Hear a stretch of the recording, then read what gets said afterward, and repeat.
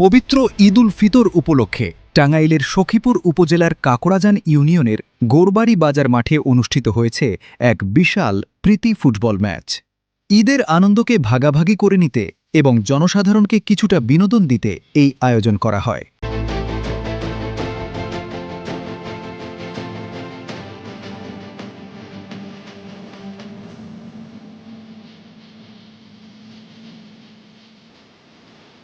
এই জমজমাট ম্যাচে মুখোমুখি হয় বিবাহিত বনাম অবিবাহিত দুই দল।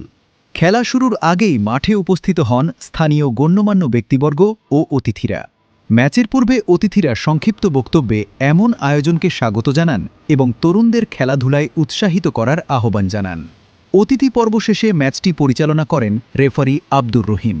খেলা শুরু হতেই মাঠে ছড়িয়ে পড়ে উত্তেজনা ও প্রতিযোগিতার আবহ।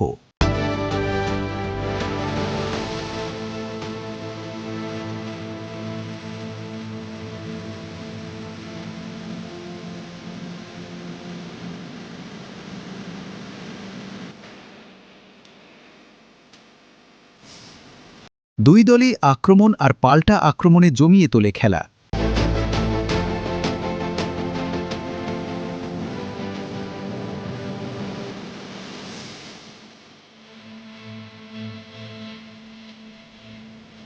দর্শকদের উল্লাসে মুখরিত হয়ে ওঠে পুরো মাঠ।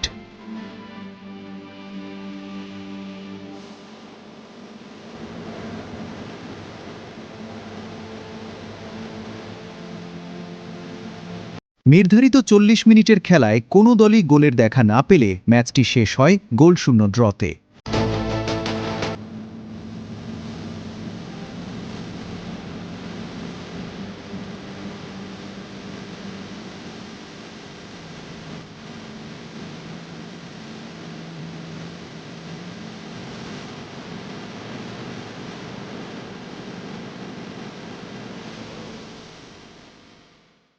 এরপর ফল নির্ধারণে গড়ায় টাই ব্রেকারে।